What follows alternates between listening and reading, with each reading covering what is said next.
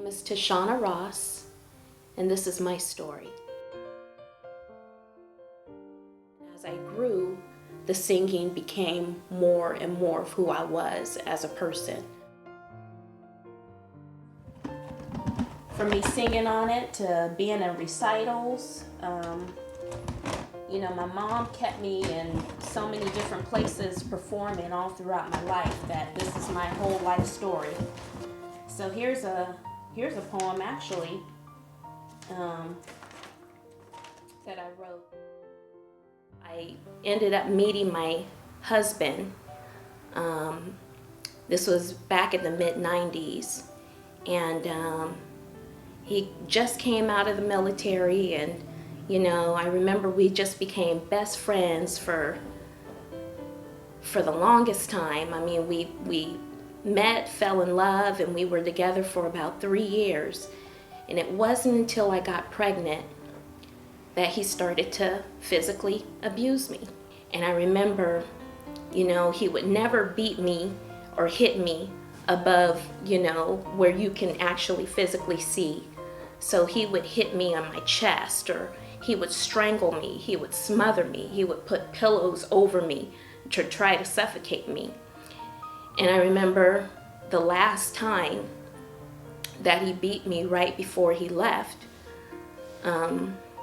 he almost killed me. We got into a little disagreement because I found him home as usual playing PlayStation. And I went upstairs to take my clothes off and, get relaxed and put my pajamas on. And I remember he came upstairs and he was yelling at me, telling me that I was making too much noise. So I started to try to do things, real slowly and real low so he wouldn't hear me, but it didn't stop him. He ended up coming back upstairs, and I remember he came at me, and the way our house was set up, I had my closet on one side of the room, he had his closet on the other side of the room, and I remember he grabbed me by my throat, and he yanked me all the way back to my closet, and I remember he slammed me into the closet, and he put his whole body on top of me, and with one hand he grabbed me by the throat, and with the other hand he took the plastic wrapping from the dry cleaning, and I remember him wrapping it around my face. And as he was doing this and strangling me, he kept saying, "I'm going to kill you, I'm going to kill you." And all I kept thinking about were my kids, because by then I had 2 kids. And the only way he stopped was when my daughter, she was about, a little over 1 at the time, I remember her crying. She must have gotten out of her room and, heard the commotion of my husband and I. And I remember she came in the room and she was screaming my name. That's what I could hear.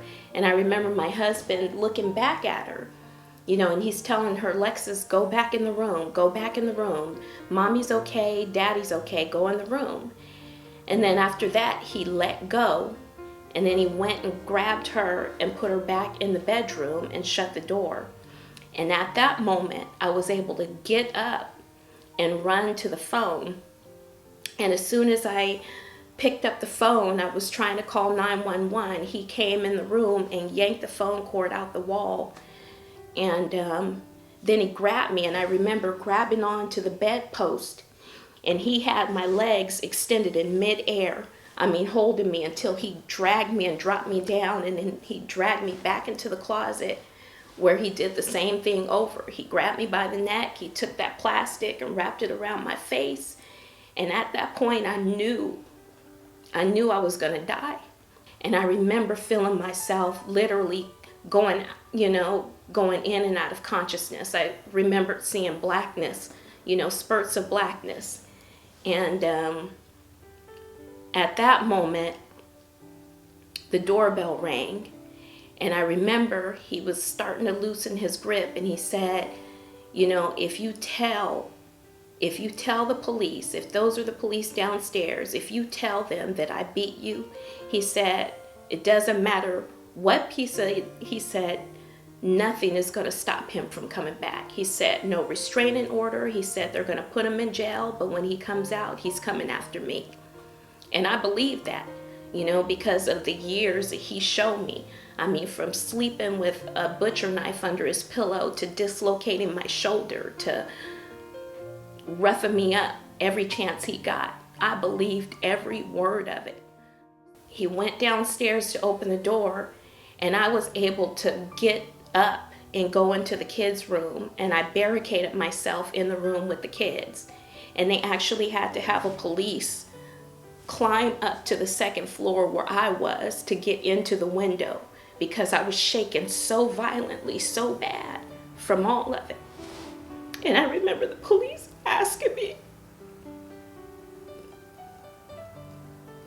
they said, please tell us that he beat you, and they could see his handprints across my neck.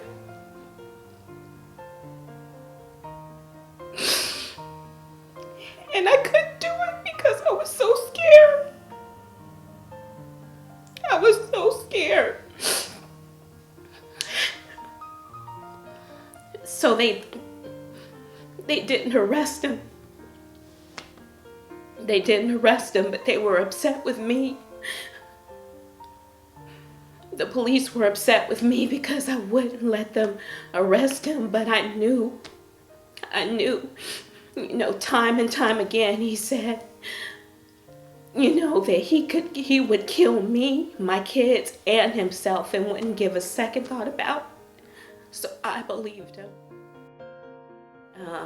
Gotten to a point where I went home one day, and I don't know how long after this happened, but I remember going home, and I fell to my knees, and I just cried out to God. I just cried out. And I think from that point on, it was like God was giving me the answers that I needed, So I stopped taking the medication that the doctors had prescribed to me for depression. And I picked up the Bible, and I remember I just started reading the Bible constantly, and I would constantly keep praying. And he spoke to my spirit. And I remember Women's Day coming out of it. And I remember saying that there has to be a way that I can bring my story to life, that I can sit and talk to other women about what I had to endure and what I had to go through. As a woman, as a mother of now 3 kids, and being single. Now I'm a single mom raising my kids on my own, and I knew I had to be able to share my story with other people. And for me, sharing my story meant finally moving on from that past and moving forward with my life. And even though I didn't do anything with it for years, finally last year came around, and I remember speaking to a mentor of mine, and she said to Shauna, she said, when the Lord speaks to you, she said, you need to just sit down and you need to listen to everything he tells you, and you need to do exactly what he tells you to do. And I remember he told me to start the first Women's Day celebration. And that's what I did. And it's celebrating the lives of women, celebrating our strengths, celebrating our trials, our triumphs, everything that we endure. Because we endure so much in our lives. God has given us so much power. And I remember 25 women showed up to that first annual celebration. And it was so spiritual and just so inspiring that every last woman stood up and spoke to tell their testimony. They told their stories of what they've had to go through in life. And it was so powerful that by the time that event ended, we went from 25 women to now almost 200 women, which is just incredible.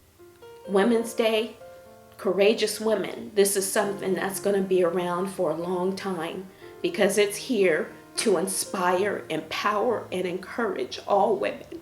And what we go through, we need to stand together as women, and that's what it's about. So thank you.